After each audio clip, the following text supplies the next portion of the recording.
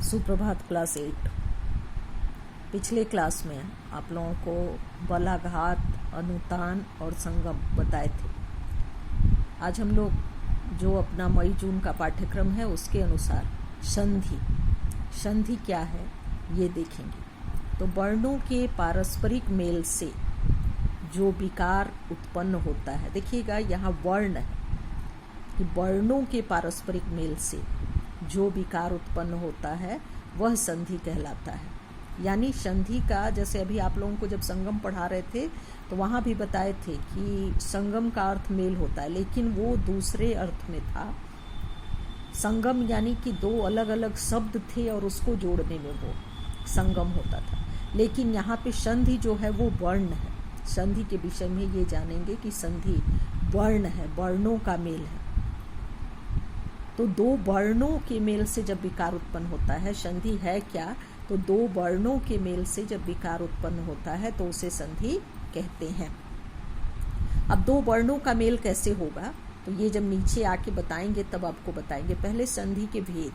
तो संधि के 3 भेद हैं, स्वर संधि, व्यंजन संधि और विसर्ग संधि।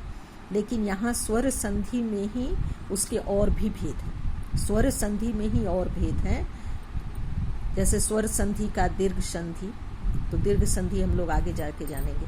अब यहाँ पे स्वर संधि क्या है कि दो स्वरों के मेल से जो विकार उत्पन्न होता है, दो स्वरों के मेल से जो विकार उत्पन्न होता है उसे स्वर संधि कहते हैं। अब स्वर क्या है तो यहाँ पहले वर्ण भी हमको जानना पड़ेगा कि वर्ण के 2 भेद होते हैं, स्वर वर्ण और व्यंजन वर्ण। तो स्वर वर्ण का जब स्वर वर्ण के साथ मेल होता है तो वहां पर स्वर संधि होती है। यानी संधि क्या है तो वर्णों का जब मेल होता है और उससे जो विकार उत्पन्न होता है उसे हम संधि कहते हैं। और संधि के भेद में उसका पहला जो भेद जानेंगे वो है स्वर संधि। स्वर संधि के 3, स्वर संधि, व्यंजन संधि और विसर्ग संधि। संधि के 3 भेद, स्वर संधि, व्यंजन संधि और विसर्ग संधि।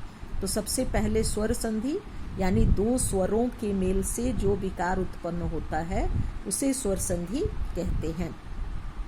जैसे कि पुस्तक, तो यहाँ पूरा और जब क का उच्चारण करेंगे तो हमेशा स्वर वर्ण की परिभाषा में ये जान लीजिए कि स्वर में किसी का मेल नहीं होता, लेकिन व्यंजन वर्ण का उच्चारण हमेशा स्वर वर्ण की सहायता से होता है। व्यंजन वर्ण का जो उच्चारण है वो हमेशा स्वर वर्ण की सहायता से होता है। तो इसलिए यहाँ अ है, क का उच्चारण जब हम कर रहे हैं तो यहाँ अ है और यहाँ आ है।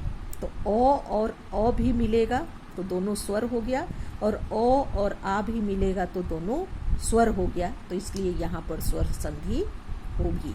अब स्वर संधि के भी 5 भेद हैं। स्वर संधि में भी 5 भेद हैं। तो आज आप केवल संधि क्या है यानी संधि की परिभाषा और संधि के कितने भेद होते हैं और स्वर संधि के कितने भेद होते हैं इतना लिखेंगे और इसको समझेंगे कि वर्णों के मेल से संधि होती है। फिर अगले क्लास में बताएंगे।